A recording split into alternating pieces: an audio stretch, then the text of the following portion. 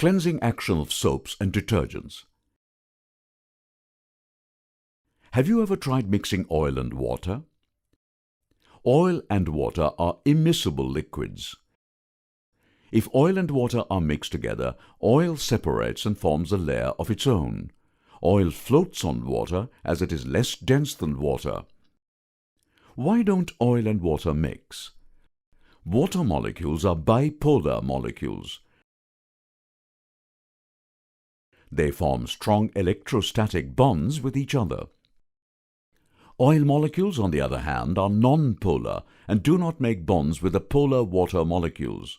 The bonds that hold oil molecules together are weak van der Waals forces. Observe that oil molecules are large as compared to water molecules. For the mixing of any two liquids, their molecules must have similar natures. Since their molecules are not similar, water and oil do not mix. Molecules that carry charge are attracted to water and are called hydrophilic or water-loving, while molecules without charge lack affinity for water. They are known as hydrophobic. Oil is a hydrophobic liquid. If a mixture of oil and water is agitated vigorously for a sufficient period of time, an emulsion is obtained. The emulsion consists of minute droplets of oil dispersed in water. What happens if this emulsion is allowed to settle down? The oil droplets slowly coalesce and form a separate layer as before. We can infer that the oil and water emulsion is not a stable system. Let's add some soap or detergent to the mixture and see the magic. Addition of a little soap or detergent before agitating the mixture helps in the formation of a stable emulsion. The soap or detergent acts as a surfactant or emulsifier. The surfactant molecules surround the oil droplets and prevent them from coalescing. The cleansing action of soaps and detergents is due to their power to emulsify oil and dirt. Come, let's learn about the cleansing action of soaps and detergents in this module. At the end of this module, you will be able to describe the cleansing action of soaps and detergents. Soaps and detergents are surfactants which help to dislodge dirt and grease by emulsifying them and thus help clean articles. Let's take a look at the molecular structures of soaps and detergents. Observe that they have similar structures. Each molecule is composed of a long, non-polar hydrocarbon chain, which is hydrophobic in nature, and a short polar head, which is hydrophilic in nature.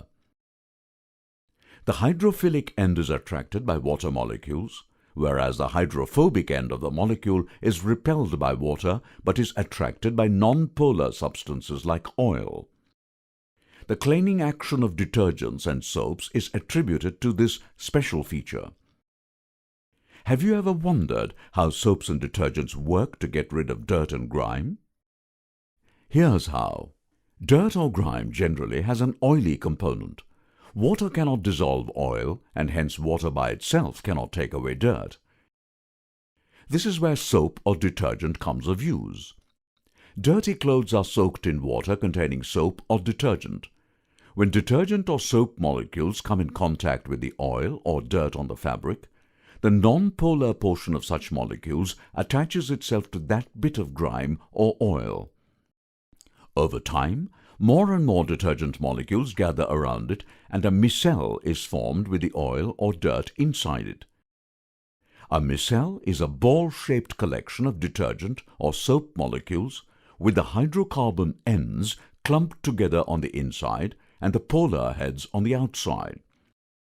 Eventually, through either agitation or stirring of water or rubbing, these micelles are lifted off from the fabric surface and get into the wash water. Remember that because of the charge on the heads of the detergent molecules, the outer surface of the micelle is charged. Since these micelles all have similar charges, they repel each other and remain suspended in the water. These get removed when the water is drained off. Repeated rinsing and wringing remove all such micelles and make laundry crispy clean.